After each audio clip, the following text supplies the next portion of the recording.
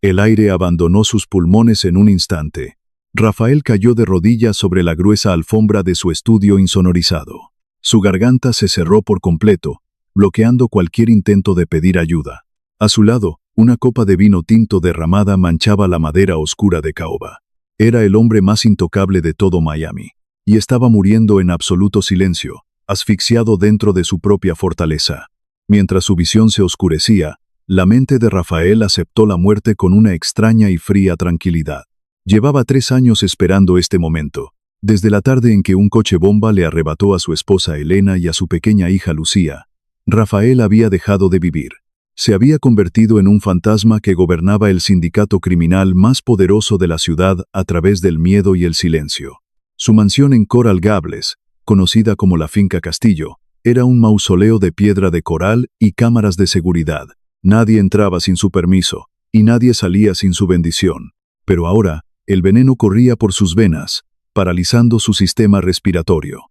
Sus manos, grandes y marcadas por cicatrices de viejas guerras, rasguñaron su propio cuello en un intento inútil por abrir sus vías respiratorias.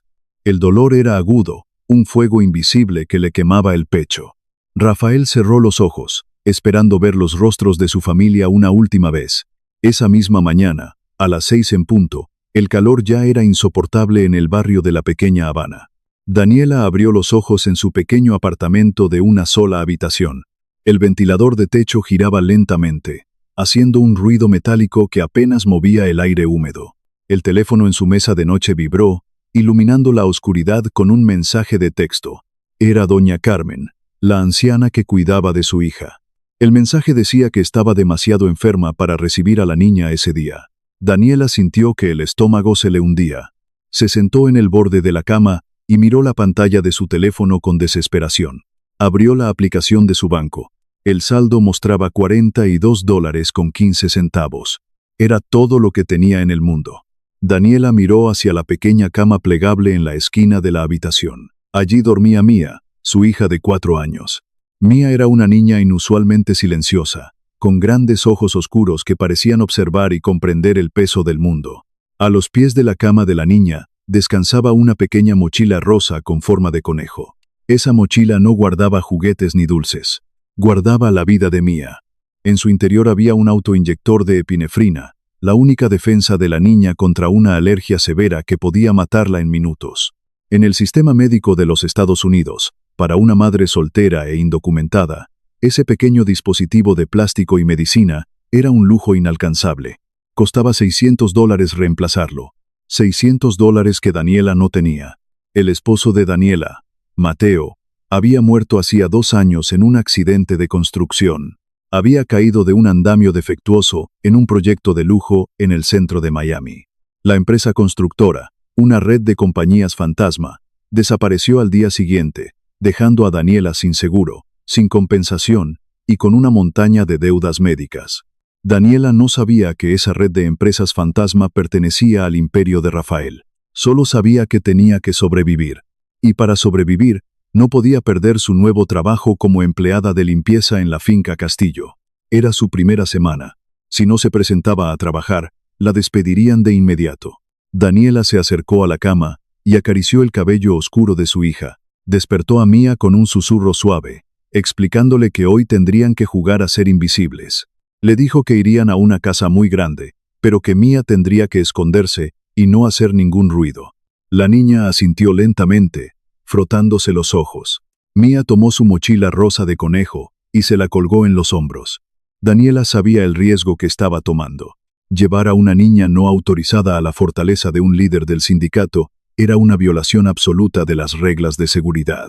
Pero el miedo a no poder comprar la próxima medicina de su hija era mucho mayor que el miedo a los hombres armados que vigilaban la mansión. El viaje en autobús desde la pequeña Habana hasta Coral Gables fue un tránsito entre 2 mundos. Dejaron atrás las calles ruidosas, los murales coloridos y los negocios con letreros en español. Entraron en avenidas bordeadas de enormes árboles, donde el césped estaba perfectamente cortado y el silencio era absoluto. Daniela bajó del autobús a varias cuadras de la Finca Castillo y caminó con Mia de la mano. Al llegar a la entrada de servicio, Daniela aprovechó el cambio de turno de los guardias. Con el corazón latiendo con fuerza contra sus costillas, logró meter a Mia por la puerta trasera, sin ser vista. Llevó a la niña al inmenso cuarto de lavado en el sótano de la mansión. Era una habitación fría, iluminada por luces fluorescentes y llena del olor a cloro y detergente caro. Daniela armó una pequeña cama con toallas limpias detrás de una de las lavadoras industriales. Le dio a Mia un cuaderno y unos crayones. Le hizo prometer que no saldría de ese rincón por nada del mundo. Mia abrazó su mochila de conejo y asintió en silencio. Daniela subió las escaleras de servicio y comenzó su turno. La mansión era sofocante a pesar del aire acondicionado central. Había pasillos enteros de mármol frío por los que nadie caminaba. Había puertas de roble macizo que siempre estaban cerradas con llave. Eran las habitaciones de la esposa y la hija muertas de Rafael, santuarios intactos que nadie tenía permitido limpiar. Daniela mantenía la cabeza baja, puliendo los muebles y evitando el contacto visual con los hombres de traje oscuro que patrullaban los pasillos. A las 3 de la tarde, en la inmensa cocina de acero inoxidable, el ambiente se volvió tenso. Darío, el mayordomo principal, estaba de pie frente a la isla de granito. Darío era un hombre de 60 años, con el cabello completamente plateado y una postura que siempre había sido impecable. Llevaba 20 años sirviendo a la familia, pero hoy, sus manos temblaban, pequeñas gotas de sudor frío brillaban en su frente. Frente a él había una bandeja de plata con una copa de cristal y una botella de vino tinto abierta. Darío miró a su alrededor con paranoia. Nadie lo estaba observando. Con un movimiento rápido y torpe, sacó un pequeño frasco de vidrio del bolsillo de su chaleco. El frasco contenía un líquido transparente. Era un alérgeno altamente refinado, diseñado en un laboratorio para ser indetectable y letal. Darío destapó el frasco y vertió el contenido en la copa de vino. El líquido se mezcló con el alcohol sin dejar rastro, sin cambiar el color ni el olor. Darío cerró los ojos por un segundo, consumido por la culpa. No quería matar a su jefe, pero la noche anterior había recibido un sobre con fotografías de la familia de su hermana en Colombia. Las instrucciones eran claras. Si Rafael no moría hoy, la familia de Darío sería ejecutada antes del amanecer. Darío tomó la bandeja, pero sus manos temblaban tanto que el cristal tintineó contra la plata. Sabía que si entraba al estudio de Rafael en ese estado, el jefe de seguridad lo notaría de inmediato. En ese momento, Daniela entró a la cocina para buscar más productos de limpieza. Darío la vio y tomó una decisión desesperada. Llamó a Daniela con voz ronca. Le ordenó que llevara la bandeja al estudio principal en el segundo piso. Daniela dudó. A las empleadas nuevas no se les permitía acercarse a las áreas privadas de Rafael, pero Darío usó su autoridad, alzando la voz y exigiéndole que obedeciera sin hacer preguntas. Daniela, aterrorizada de perder su trabajo, asintió, tomó la pesada bandeja de plata y salió de la cocina. Daniela caminó por los largos pasillos del segundo piso. El silencio de la casa era opresivo. Llegó frente a las puertas dobles del estudio. 2 guardias armados la miraron de arriba a abajo, revisaron la bandeja y le hicieron una señal para que entrara. Daniela empujó la puerta lentamente. El estudio era inmenso, forrado en madera oscura y libros antiguos. Detrás de un enorme escritorio de caoba estaba Rafael. Estaba de espaldas, mirando a través de la ventana blindada hacia los jardines impecables. No se giró cuando Daniela entró. No dijo una sola palabra. Daniela caminó con pasos cortos. Dejó la bandeja sobre el escritorio con el mayor cuidado posible y retrocedió. Salió del estudio y cerró la puerta en silencio, aliviada de haber sobrevivido a la interacción. Dentro del estudio, Rafael suspiró pesadamente. Se alejó de la ventana y se sentó en su silla de cuero. Miró la copa de vino. Era su ritual de todas las tardes, una forma de adormecer el dolor constante que habitaba en su pecho. Levantó la copa de cristal. El vino tocó sus labios. Tragó. El sabor era perfecto, exactamente igual al de todos los días. Dejó la copa sobre la mesa y abrió una carpeta de documentos financieros. Pasaron exactamente 3 minutos. De repente, un calor extraño comenzó a irradiar desde su estómago hacia su pecho. Rafael frunció el ceño. Intentó tragar saliva, pero sintió que su garganta estaba inusualmente estrecha. Llevó una mano al cuello de su camisa y aflojó la corbata. El calor se convirtió en un ardor violento. Su corazón comenzó a latir a una velocidad aterradora. golpeando contra sus costillas como un tambor enloquecido. Intentó tomar aire, pero solo produjo un silbido agudo. El pánico, una emoción que Rafael no había sentido en años, se apoderó de él. Se puso de pie de golpe, tirando la silla hacia atrás. Intentó gritar el nombre de sus guardias, pero de su boca no salió ningún sonido. Sus vías respiratorias se estaban cerrando por completo. La inflamación era masiva y brutal. Rafael tropezó hacia adelante, intentando alcanzar el botón de pánico oculto debajo del borde de su escritorio. Sus dedos rozaron la madera, pero sus rodillas cedieron. Cayó pesadamente sobre la alfombra persa. La copa de vino se volcó, derramando el líquido rojo como sangre sobre el suelo. El aire abandonó sus pulmones. Estaba asfixiándose. Mientras Rafael agonizaba en el segundo piso, en el sótano de la mansión, Mía estaba sentada en su cama de toallas. Había estado dibujando en silencio durante horas. De pronto, una de las enormes lavadoras industriales entró en su ciclo de centrifugado. El ruido fue ensordecedor, un rugido mecánico que hizo vibrar el suelo de concreto. Mía se asustó. Se puso de pie rápidamente, abrazando su mochila rosa de conejo contra su pecho. Quería a su mamá. Olvidando la promesa de no moverse, Mía salió del cuarto de lavado. Caminó por el pasillo de servicio. Sus pequeños zapatos no hacían ruido sobre las baldosas. Encontró la escalera trasera y comenzó a subir, escalón por escalón. Llegó al primer piso y se asomó por una puerta. Vio los inmensos salones de mármol, las estatuas, las lámparas de cristal.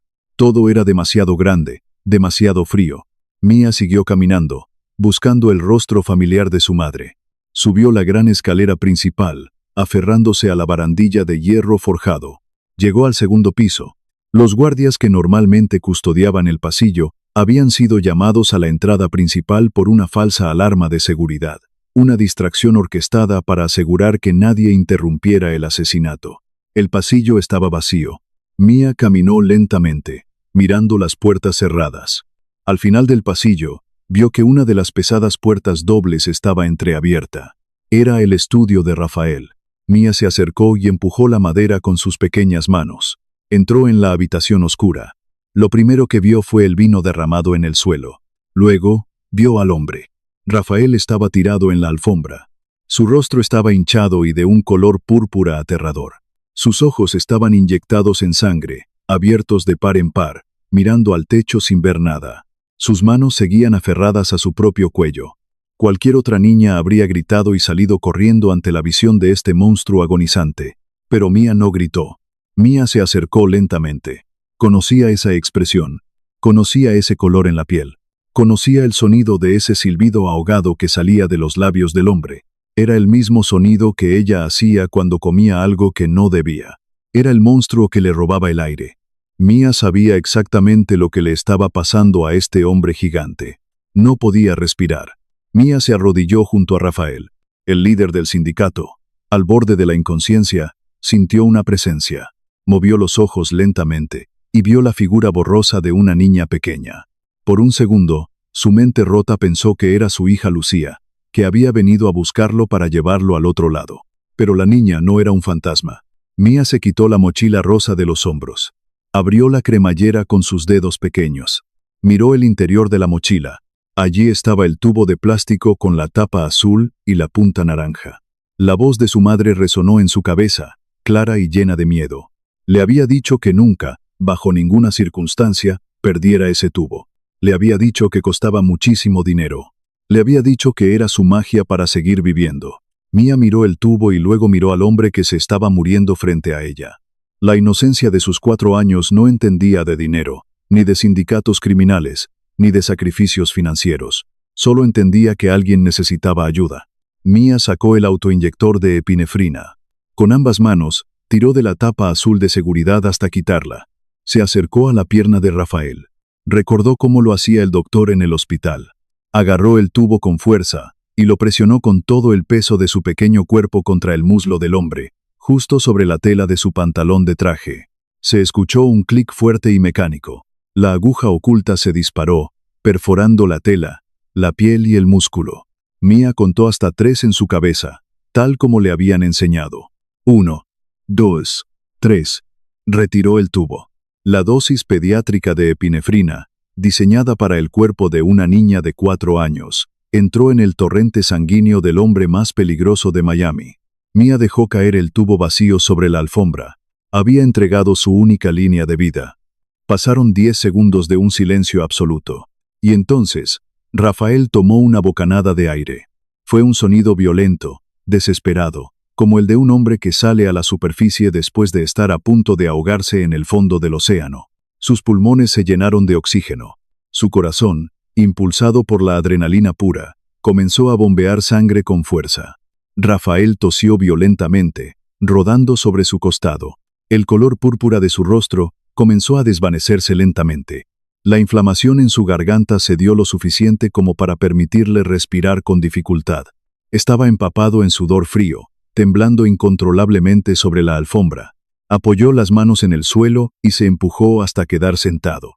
Su visión seguía borrosa, pero poco a poco comenzó a enfocar. Frente a él, sentada en el suelo con las piernas cruzadas, estaba la niña.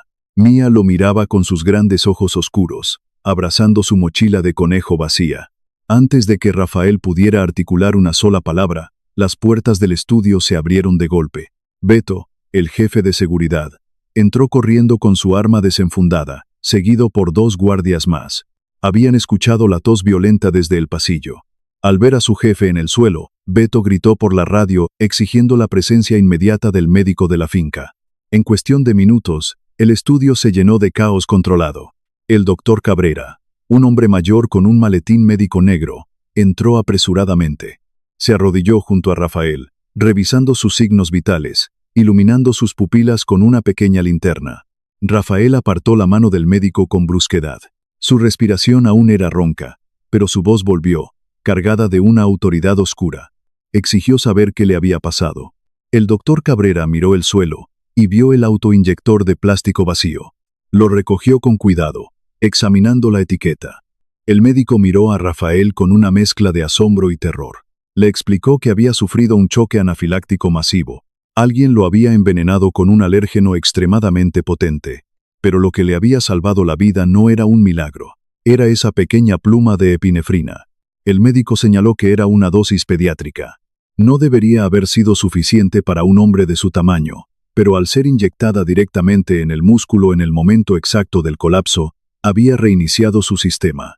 Le había comprado el tiempo suficiente para no morir asfixiado. Rafael giró la cabeza lentamente. Sus ojos se clavaron en la pequeña niña, que ahora estaba siendo sostenida por uno de los enormes guardias de seguridad. Mia no lloraba, solo miraba a Rafael. Rafael se puso de pie con la ayuda de Beto. Caminó hacia la niña. Su imponente figura proyectaba una sombra sobre ella. Rafael ordenó al guardia que la soltara. Se arrodilló hasta quedar a la altura de los ojos de Mia. El líder del sindicato, el hombre que había ordenado ejecuciones sin parpadear, miró a esta pequeña niña indocumentada. Con una voz que sonaba como grava molida, le preguntó quién era y por qué había hecho eso. Mia apretó su mochila contra su pecho. Con una voz muy suave, casi un susurro, respondió que él se veía igual que ella cuando el monstruo no la dejaba respirar. Dijo que su mamá le había dicho que la pluma mágica era muy cara, pero que él la necesitaba más. Las palabras de la niña golpearon a Rafael con la fuerza de un tren de carga. El hielo que había cubierto su corazón durante 3 años se agrietó. Vio en los ojos de Mia la misma inocencia pura que tenía su hija Lucía. Esta niña, que claramente no tenía nada, había sacrificado lo único que garantizaba su propia supervivencia para salvar a un extraño. Rafael sintió un nudo en la garganta que no tenía nada que ver con el veneno. Iba a preguntarle dónde estaba su madre, pero un grito desgarrador rompió el silencio del pasillo. Daniela entró al estudio arrastrada por 2 guardias de seguridad. Estaba llorando histéricamente, luchando contra los hombres que la sujetaban por los brazos. Al ver a Mia, Daniela gritó su nombre con desesperación. Mia corrió hacia su madre, pero Beto se interpuso, deteniendo a la niña con una mano firme. Daniela cayó de rodillas, suplicando a Rafael que no le hiciera daño a su hija, jurando que solo la había traído porque no tenía con quién dejarla. Rafael miró a Daniela. Reconoció el uniforme de las empleadas de limpieza. La confusión llenó su mente. ¿Por qué la hija de una empleada de limpieza estaba en su estudio privado? Beto se acercó a Rafael. El rostro del jefe de seguridad Era una máscara de piedra. En su mano derecha sostenía una bolsa de plástico transparente para evidencia. Dentro de la bolsa había un pequeño frasco de vidrio vacío. Beto habló en voz baja, pero sus palabras resonaron en la habitación insonorizada. Le informó a Rafael que habían encontrado al culpable. Beto explicó que, tras el colapso, ordenó un cierre total de la mansión y una revisión inmediata de las cámaras y los casilleros del personal. Las cámaras mostraban a Daniela entregando la bandeja. Nadie más había entrado al estudio. Pero eso no era todo. Beto levantó una tableta digital y se la entregó a Rafael. En la pantalla brillaba un documento bancario. Era una transferencia internacional. $100,000 habían sido depositados esa misma mañana en una cuenta offshore a nombre de Daniela. Y el frasco de vidrio, el contenedor del veneno refinado, había sido encontrado escondido en el fondo del casillero asignado a la nueva empleada. El silencio en el estudio se volvió absoluto, más pesado que el plomo. Rafael miró la pantalla. Miró el frasco en la bolsa de evidencia. Luego miró a Daniela, que sollozaba en el suelo, jurando por la vida de su hija que no sabía de qué estaban hablando, que ella no tenía ninguna cuenta bancaria, que apenas tenía $40 para comer. Rafael era un hombre de instintos. Sus instintos le gritaban que esto era una trampa. No tenía ningún sentido lógico. ¿Por qué una asesina a sueldo traería a su propia hija de 4 años a la escena del crimen? ¿Por qué la hija de la asesina sacrificaría su propia medicina vital para salvar a la víctima? Era un montaje perfecto, diseñado por alguien que conocía los protocolos de seguridad de la mansión desde adentro. Alguien que sabía que la evidencia física siempre superaba a la lógica en el mundo del sindicato. Rafael levantó la vista. En el pasillo, observando la escena desde las sombras, estaba Dante, su primo, el hombre que heredaría todo el imperio si Rafael moría. Dante tenía una expresión de falsa preocupación en el rostro, pero sus ojos brillaban con una fría anticipación. Rafael entendió el juego en ese instante. Dante había orquestado el envenenamiento y había plantado la evidencia para incriminar a la empleada más vulnerable de la casa. Si Rafael mostraba piedad ahora, si ignoraba las pruebas contundentes frente a sus hombres, mostraría debilidad. En su mundo, la debilidad era una sentencia de muerte. El código del sindicato era absoluto. La sangre exigía sangre. Las pruebas exigían un castigo inmediato. Sus hombres, Beto, los guardias, todos estaban esperando su orden. Estaban esperando que el líder implacable actuara como siempre lo hacía. Rafael miró a Mía. La niña lo miraba con lágrimas en los ojos, sin entender por qué los hombres malos estaban lastimando a su mamá. El corazón de Rafael se desgarró en silencio. Tenía que ganar tiempo. Tenía que descubrir la verdad, sin alertar a Dante de que sabía lo que estaba pasando. Y para hacer eso, tenía que interpretar el papel del monstruo que todos creían que era. Rafael endureció su rostro. Apagó cualquier rastro de humanidad en sus ojos. Se volvió hacia Beto y, con una voz fría y vacía, dio la orden. Dijo que la encerraran en las celdas del sótano hasta que él decidiera cómo ejecutarla. Daniela soltó un grito que heló la sangre de todos en la habitación. Luchó con una fuerza sobrehumana, pateando y arañando a los guardias. Gritaba el nombre de Mía una y otra vez, suplicando que no le quitaran a su niña. Los guardias la levantaron del suelo sin esfuerzo y comenzaron a arrastrarla hacia la puerta. Mía rompió a llorar. Corrió hacia su madre, estirando sus pequeños brazos, pero Beto la sostuvo por los hombros. En el forcejeo, la mochila rosa de conejo se resbaló de las manos de la niña y cayó al suelo de mármol del pasillo. Daniela fue arrastrada por las escaleras, sus gritos resonando y desvaneciéndose lentamente en las profundidades de la inmensa mansión. Beto tomó a Mía en brazos. La niña pataleaba y lloraba desconsoladamente, llamando a su mamá. Beto miró a Rafael esperando instrucciones sobre qué hacer con la niña. Rafael le ordenó que la llevara a una de las habitaciones de huéspedes en el ala este y que la encerrara bajo llave. El estudio quedó vacío. El doctor Cabrera recogió su maletín y salió en silencio, sabiendo que era mejor no hacer preguntas. Rafael se quedó solo. La mansión volvió a sumirse en ese silencio sepulcral que él tanto conocía. Pero esta vez, el silencio no era un refugio. Era una prisión. Rafael caminó lentamente hacia la puerta del estudio. Sus piernas aún temblaban por los efectos residuales del choque anafiláctico. Se detuvo en el umbral. En el suelo del pasillo, Iluminada por la luz fría de las lámparas de cristal, estaba la pequeña mochila rosa de conejo. Rafael se agachó con dificultad. Sus grandes manos recogieron el pequeño objeto de tela. Lo apretó contra su pecho. Miró hacia el oscuro pasillo por donde se habían llevado a la mujer que supuestamente intentó matarlo, y a la niña que le había devuelto la vida. El estudio quedó vacío. El doctor Cabrera recogió su maletín y salió en silencio, sabiendo que era mejor no hacer preguntas. Rafael se quedó solo. La mansión volvió a sumirse en ese silencio sepulcral que él tanto conocía. Pero esta vez, el silencio no era un refugio, era una prisión. Rafael caminó lentamente hacia la puerta del estudio.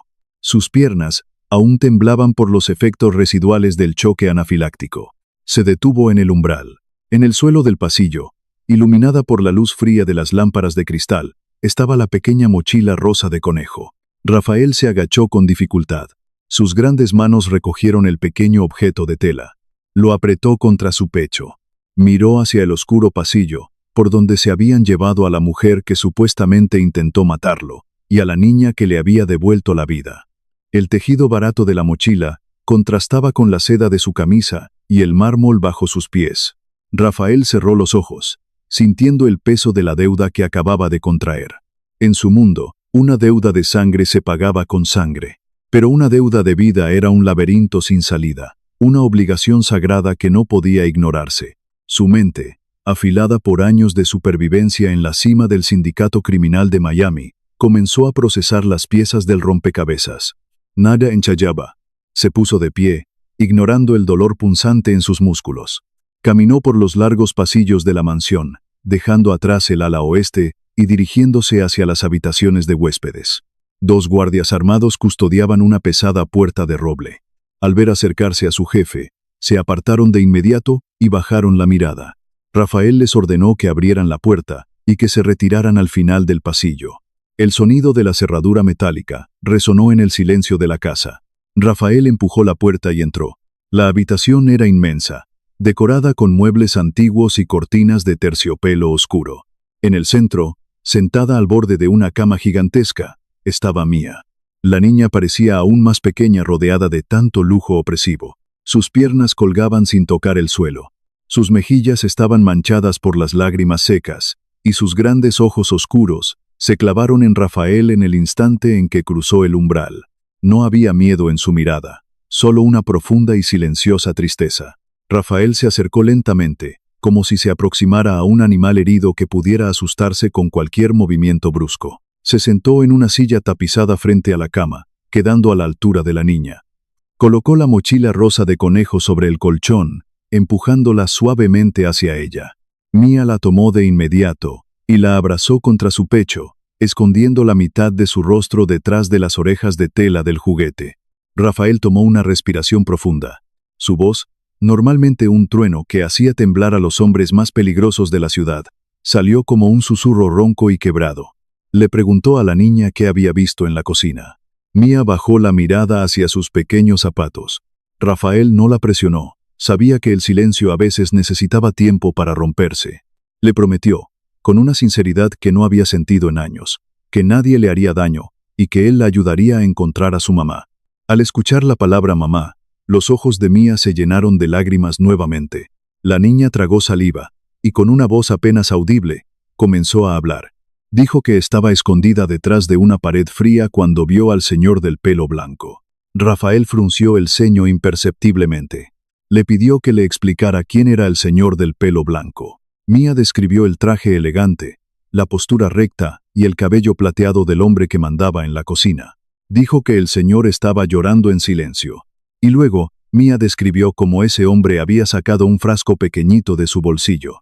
Explicó que el hombre vertió agua transparente dentro del jugo rojo que estaba en la bandeja de plata. Dijo que sus manos temblaban tanto que casi tira la copa. El aire en los pulmones de Rafael se volvió de hielo. El señor del pelo blanco, Darío, su mayordomo principal, el hombre que había servido a la familia durante 20 años, el hombre que le había enseñado a atarse la corbata cuando era un adolescente, el hombre que había llorado junto a él en el funeral de su esposa Elena y su hija Lucía. La traición golpeó a Rafael con una fuerza devastadora, mucho más letal que el veneno que había corrido por sus venas. Rafael se puso de pie lentamente. Acarició el cabello de Mía con una torpeza inusual, prometiéndole que volvería pronto. Salió de la habitación y cerró la puerta con llave. En el pasillo, su rostro se transformó. La vulnerabilidad desapareció, reemplazada por una máscara de furia fría y calculadora. Sacó su teléfono encriptado y marcó el número de Beto, su jefe de seguridad. Le ordenó que llevara a Darío al sótano de inmediato, sin hacer ruido y sin alertar a nadie más en la casa. El sótano de la finca Castillo era un laberinto de concreto, tuberías expuestas y luces fluorescentes que parpadeaban con un zumbido eléctrico. El aire olía a humedad y a tierra vieja. En el centro de una habitación vacía, atado a una silla de acero, estaba Darío. El anciano mayordomo tenía la cabeza gacha. Su impecable traje estaba arrugado y manchado de sudor. Beto estaba de pie en una esquina, con los brazos cruzados y el rostro impenetrable. La pesada puerta de metal se abrió y Rafael entró. Los pasos de Rafael resonaron en el concreto.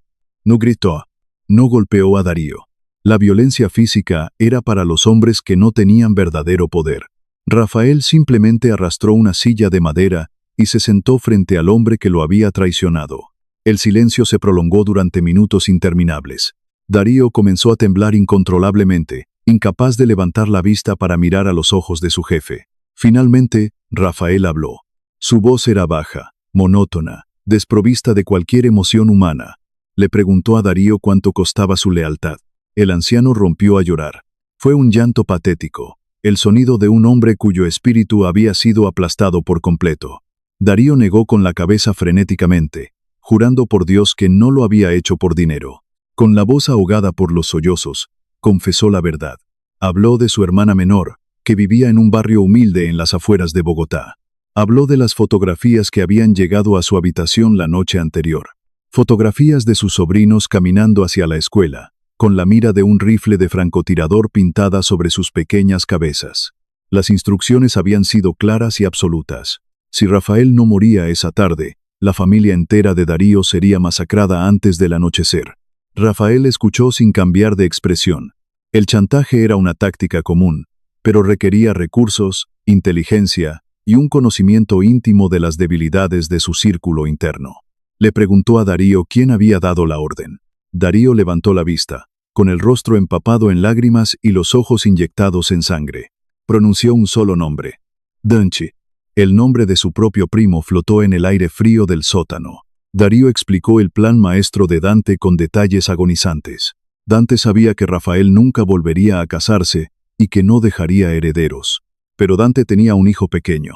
Si Rafael moría, el imperio entero, las rutas, las empresas fantasma y los millones en cuentas offshore pasarían automáticamente a la línea de sangre de Dante. Para asegurar que nadie sospechara de él, Dante necesitaba un chivo expiatorio perfecto. Daniela, la nueva empleada indocumentada, era el blanco ideal. Dante había ordenado la transferencia de los $100,000 a una cuenta falsa a nombre de ella. Dante había plantado el frasco de veneno en su casillero. Rafael cerró los ojos por un segundo. La imagen de Dante en el pasillo, fingiendo preocupación mientras Daniela era arrastrada por los guardias, ardió en su mente. Su propio primo había orquestado su asesinato y había estado dispuesto a destruir la vida de una madre inocente y su hija enferma para conseguir una corona manchada de sangre. Rafael se puso de pie. Miró a Darío con una frialdad absoluta. Le dijo que su traición era imperdonable, pero que su vida aún tenía un propósito. Le ordenó a Beto que desatara al anciano. Lo necesitaban vivo para desmantelar la red de hombres leales a Dante dentro de la mansión. Rafael se giró hacia Beto. Le ordenó que subiera a las celdas de detención temporal en el ala norte y trajera a Daniela. Era hora de terminar con esta farsa y proteger a la mujer que había sido utilizada como peón. Beto asintió y salió corriendo de la habitación. Rafael se quedó a solas con Darío, esperando en silencio. Pasaron 5 minutos. Luego 10. De repente, la puerta del sótano se abrió de golpe. Beto entró, respirando con dificultad. Su rostro, siempre estoico, mostraba una alarma genuina. Beto miró a Rafael y pronunció las palabras que desataron el infierno. Las celdas estaban vacías. Rafael sintió que el suelo desaparecía bajo sus pies. Exigió saber qué había pasado. Beto explicó rápidamente que había revisado los registros de seguridad de los últimos 15 minutos. Un equipo de 4 hombres, guardias que Rafael creía leales pero que en realidad respondían a Dante, habían sacado a Daniela de su celda. Peor aún, habían ido a la habitación de huéspedes y se habían llevado a Mía. Beto mostró la grabación de las cámaras exteriores en su tableta. Las imágenes en blanco y negro mostraban a los hombres empujando a Daniela y a la niña dentro de una camioneta blindada de color negro. El vehículo había salido por las puertas principales de la finca, bajo la excusa de un traslado de prisioneros ordenado por el propio Dante. Rafael golpeó la pared de concreto con el puño cerrado, destrozándose los nudillos. La sangre manchó la pared gris. Dante no estaba esperando a que Rafael ejecutara a Daniela. Dante sabía que Rafael era meticuloso y que eventualmente descubriría la verdad. Estaba atando los cabos sueltos. Iba a desaparecer a la madre y a la niña para siempre, borrando cualquier evidencia de su conspiración. Rafael le preguntó a Beto hacia dónde se dirigía la camioneta. Beto revisó el rastreador GPS oculto en el chasis del vehículo. La señal parpadeaba en un mapa digital de la ciudad. Se movían hacia el este, alejándose de los suburbios y adentrándose en la zona industrial. El destino era el puerto de Miami. El puerto era un laberinto masivo de contenedores de carga, grúas gigantes y almacenes abandonados. Dante controlaba varias rutas de contrabando allí.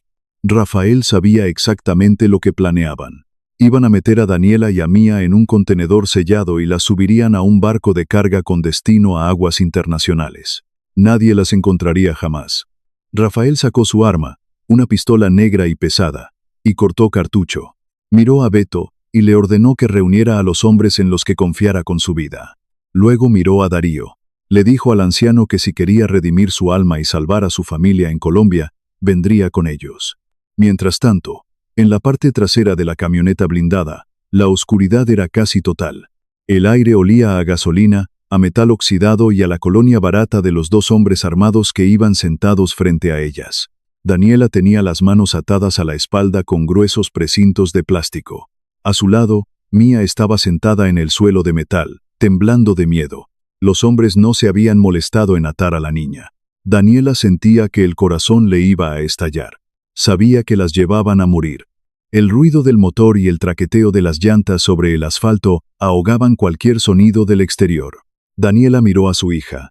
Mía llevaba puestas 3 pequeñas pulseras de plástico de colores brillantes, un regalo barato que Daniela le había comprado en un mercado de la pequeña Habana.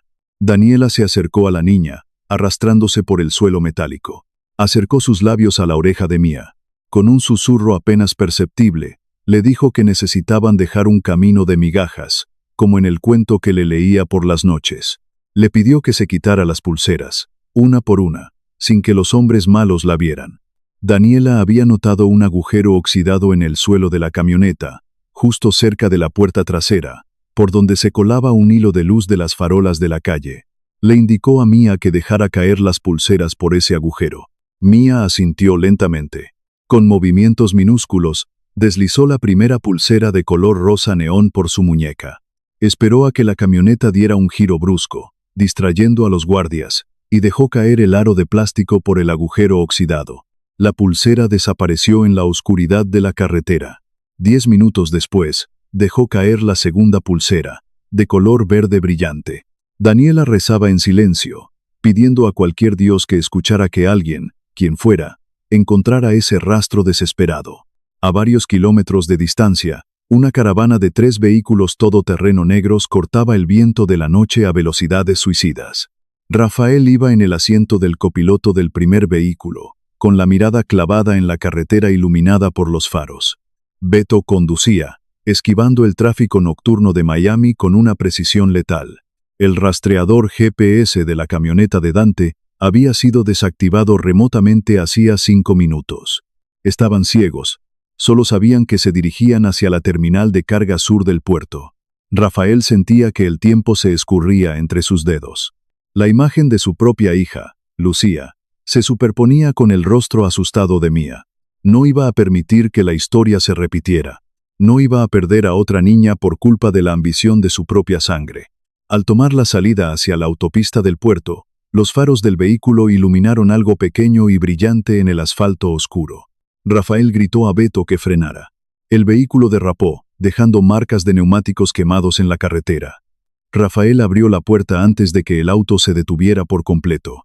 Corrió hacia el centro del carril. Allí, aplastada pero visible, estaba la pulsera de plástico rosa neón. Rafael la recogió. Recordó haber visto esas pulseras en la muñeca de Mía cuando estaba en la habitación de huéspedes. Era una señal. Un grito de auxilio silencioso, dejado por una madre desesperada. Rafael volvió al vehículo.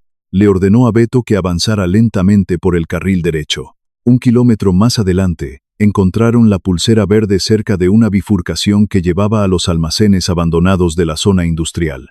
El rastro los guió directamente hacia el almacén 42. Era una estructura masiva de metal corrugado, rodeada de niebla salada, que subía desde el océano. El olor a salitre, pescado podrido y óxido llenaba el aire húmedo. La camioneta blindada negra estaba estacionada afuera, con las puertas traseras abiertas de par en par. Rafael hizo una señal con la mano. Sus hombres descendieron de los vehículos en absoluto silencio, moviéndose como sombras entre los contenedores de carga.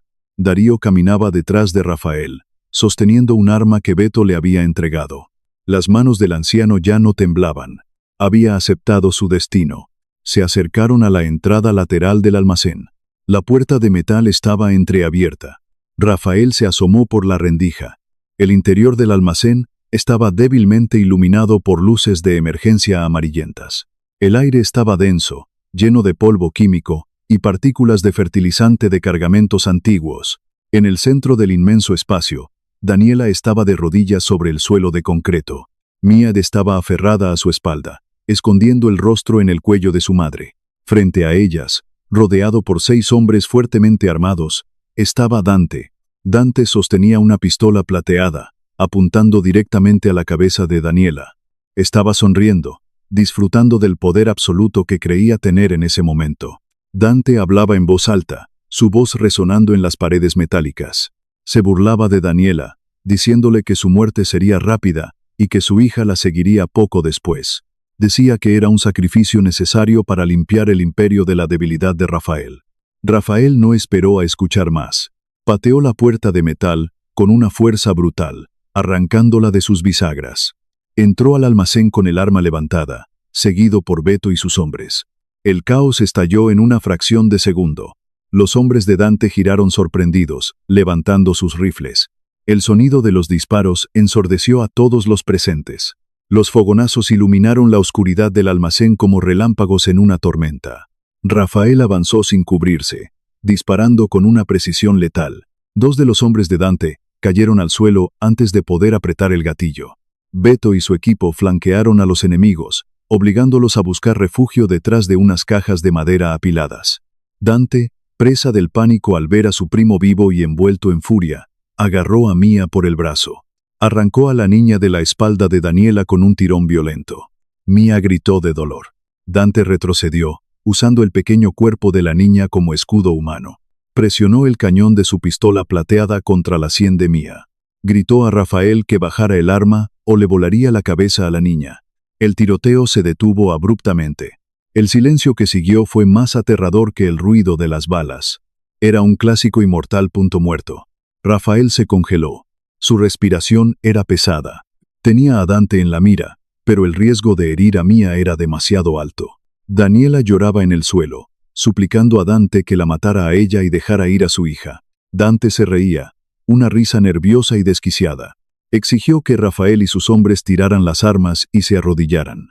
Rafael sabía que si lo hacían, todos morirían en ese mismo instante.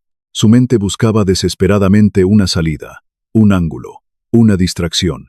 Fue entonces cuando Darío dio un paso al frente.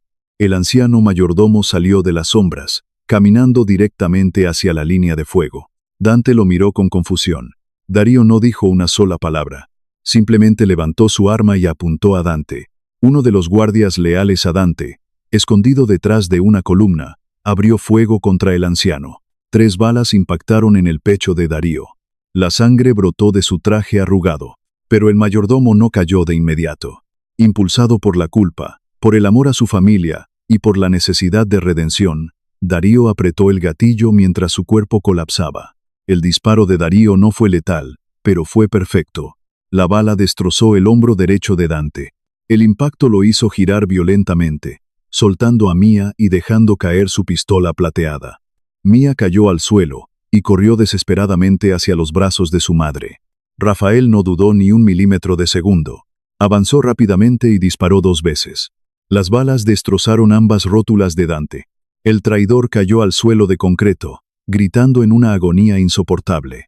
El resto de los hombres de Dante, al ver a su líder neutralizado, tiraron las armas y se rindieron. Beto se acercó a Darío. El anciano estaba tendido en el suelo, mirando el techo de metal. Respiraba con dificultad, ahogándose en su propia sangre. Rafael se arrodilló junto a él. Darío lo miró a los ojos, y con su último aliento, le pidió perdón. Rafael asintió lentamente, colocando una mano sobre el hombro del hombre que lo había criado. Darío cerró los ojos y exhaló por última vez. Rafael se levantó y caminó hacia Dante. Su primo se retorcía en un charco de sangre, suplicando piedad, rogando que lo matara rápido. Rafael lo miró con un desprecio absoluto. Le dijo que la muerte era un regalo que no merecía. Le dijo que pasaría el resto de su miserable vida en una prisión federal de máxima seguridad, sin piernas, sin poder, y sabiendo que su hijo crecería avergonzado de su nombre. Rafael ordenó a Beto que llamara a sus contactos en la policía corrupta para que recogieran la basura. La tensión parecía haber terminado, pero el destino tenía un último y cruel giro preparado. Durante el tiroteo, las balas habían perforado varios sacos de productos químicos industriales almacenados en el fondo del almacén. Un polvo fino, blanco y acre, se había mezclado con el humo de la pólvora y flotaba en el aire húmedo. De repente, un sonido familiar y aterrador rompió el silencio. Era un silbido agudo, el sonido de alguien luchando por respirar. Rafael giró la cabeza bruscamente. Daniela estaba arrodillada, sosteniendo el rostro de Mia. La niña estaba tosiendo violentamente. Sus pequeños labios se estaban volviendo de un tono azul pálido. El polvo químico había desencadenado una reacción alérgica masiva. Daniela gritaba histéricamente, buscando la mochila rosa de conejo. Pero la mochila no estaba. Los hombres de Dante la habían tirado al agua del puerto antes de meterlas al almacén. El autoinyector de epinefrina, la única salvación de Mia, se había perdido en el fondo del océano. El terror absoluto se apoderó de Rafael. Era un espejo exacto de lo que él había sufrido horas antes, pero esta vez no había magia de plástico para salvarla. El trauma de su pasado lo golpeó con la fuerza de un huracán. Recordó el peso del cuerpo sin vida de su hija Lucía en sus brazos. Recordó la impotencia, el dolor aplastante que lo había convertido en un fantasma. Un rugido animal salió de la garganta de Rafael. Se negó a aceptar que la muerte le arrebatara a otra niña.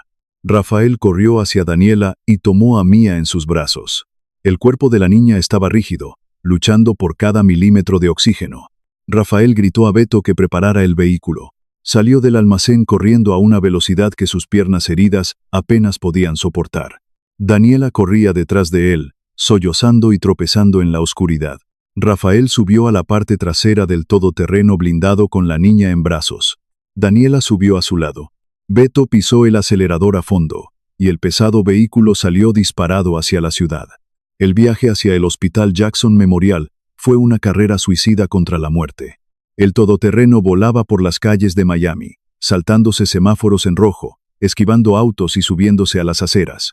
Las luces de neón de la ciudad pasaban como ráfagas borrosas a través de las ventanas blindadas.